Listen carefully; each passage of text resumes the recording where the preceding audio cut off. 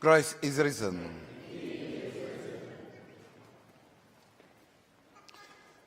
It happened many, many years ago in Slovakia.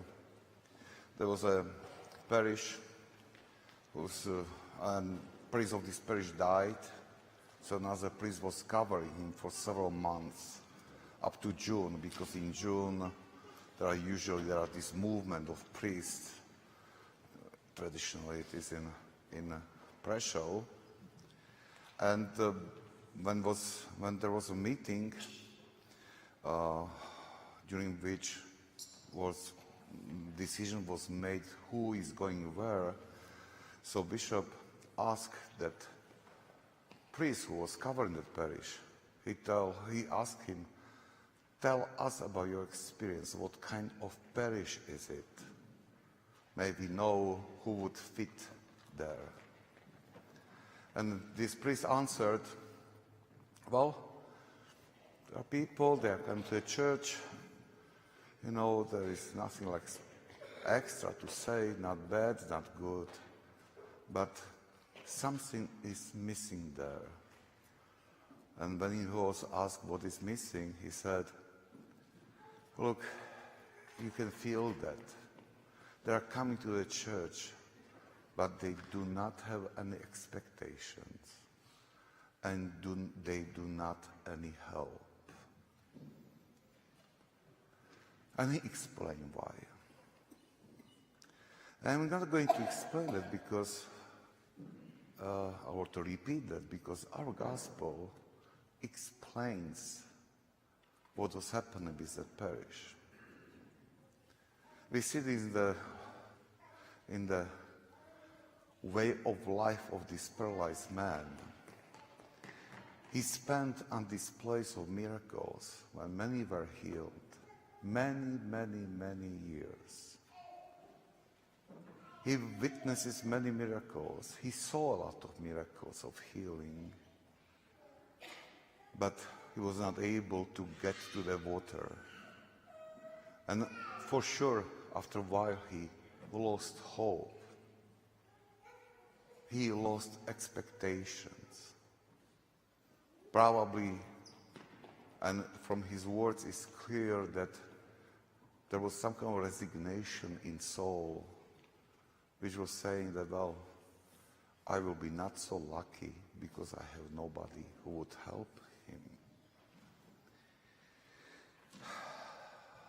And this is something what happened with him. He didn't leave the place of miracles. He stayed there, but he didn't have any expectations, any hope for change. And this is something how this priest described the parish. Parish and a church is a place of miracles, miracles which change our lives, and they bring us closer to this mystery of God's greatness, mystery of salvation. But we can be here and still we can be without expectation and without hope.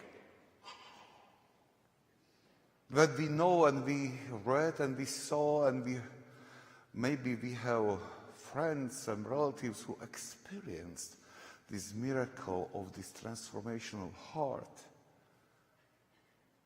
But we don't think that something similar can happen to us. Because we were trying and it didn't work. We were trying a little bit and nothing was changed. We didn't see any change. So we don't give up many times like this faith of God. We stay faithful, but without hope, without expectations. And this is something what is very dangerous state of the spiritual life. And it is very common temptation to fall to this state when we don't expect extra things in our life.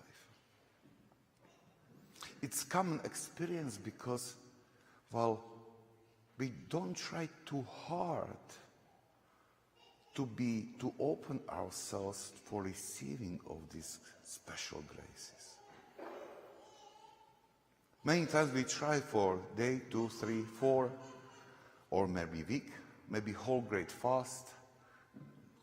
But when we read the lives of saints, we read them that they were fighting and trying to work on their spiritual life for years, and then suddenly, this touch of grace came, and they were able to taste this something from that future glory, future blessedness. Many times we are giving up too soon in our effort, and because of that, we are not able to receive this touch of God's grace, which transforms heart with this intensive way. And this is not good for us, because God really wants us to be saved. It is His wish. And He will do everything. He will use even the smallest crack in our life, in our heart, to flood us with grace. But we have to want that. We have to show that we are open for that, we are thirsty for that. So persistence in spiritual life is necessary.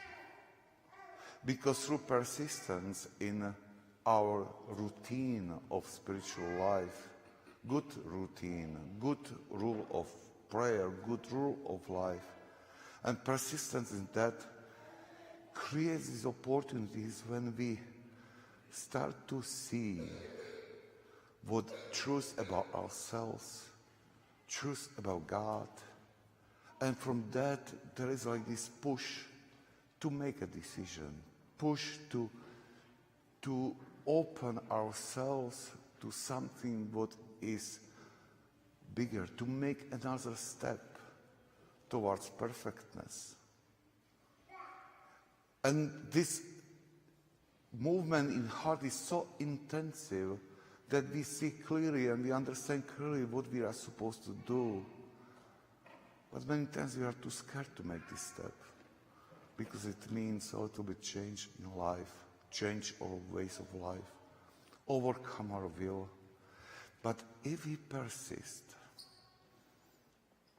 and we say yes, and we will make this first step, then God's grace will flood our heart,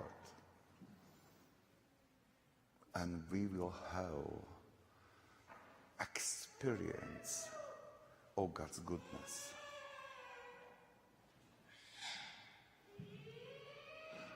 And from that is born then holy zeal, which pushes us to make another step and another step. And we are full of hope and expectations because we can see that God works in our hearts. So I would like to encourage you to see and to realize what God did in the life of this paralytic man. He healed him. He made this miracle that after majority of his life, when he was paralyzed, he could walk with full strength. God is God of miracles, and God wants to make great things in our life. We just need to remove from our heart this state of resignation, state which is without hope and without resignation, without expectations. We have to know that if we persist, we can expect God's help, which has power to heal us wholly, transform us wholly to a glory God prepared for us.